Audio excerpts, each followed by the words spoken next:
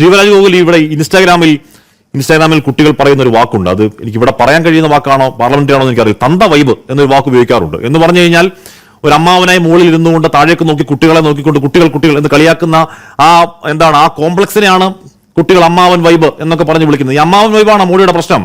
മോഡി രാഹുലിനെ നോക്കി ബാലബുദ്ധി എന്ന് വിളിക്കാൻ കാരണം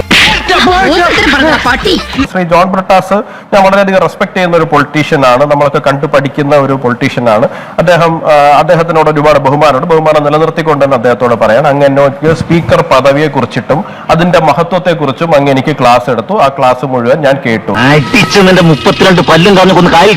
അങ്ങേ ഞാൻ തിരിച്ചൊരു പേര് ഓർമ്മിപ്പിക്കുകയാണ്. ആ പേര് സോമനാഥ ചാറ്റർജി എന്നാണ്. അദ്ദേഹം സ്പീക്കർ കസേരയിൽ ഇരിക്കുന്ന സമയത്ത് എന്തായിരുന്നു നിങ്ങൾ അദ്ദേഹത്തോട് എടുത്ത നിലപാടെന്നും അദ്ദേഹത്തെ എന്തുകൊണ്ട് പുറത്താക്കേണ്ടി വരുമെന്നും അങ്ങ് ഓർക്കുന്നത് നല്ലതാണ്.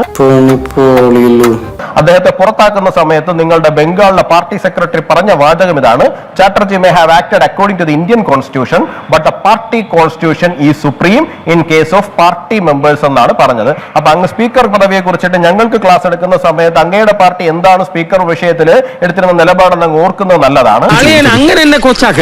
രണ്ട് തന്ത വൈബ് എന്ന് പറഞ്ഞു അല്ലെ, എന്നാണ് അമ്മാവൻ പറഞ്ഞു.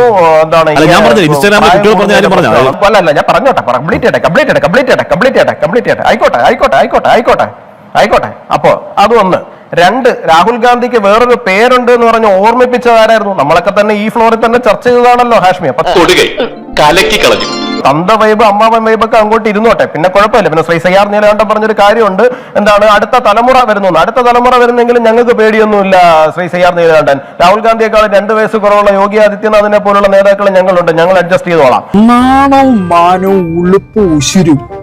ശ്രീ സയ്യാർ നീലകണ്ഠൻ പോലുള്ള സാധനങ്ങൾക്ക് ഉണ്ടോ?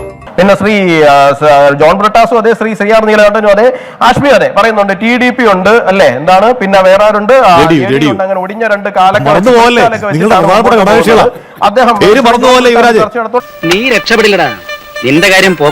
പറഞ്ഞു എന്താണ് വ്യക്തമായ ഭൂരിപക്ഷം ഇല്ലാതെയൊക്കെ ഭരിക്കേണ്ടുന്ന ഗതികേടിലാണെന്ന്.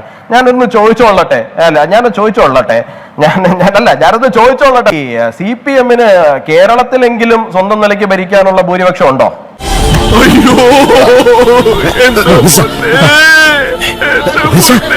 രഹസ്യ നമ്മൾ 4 പേരല്ലാതെ മൂന്നാമതൊരാൾ ഇതറിയരുത്.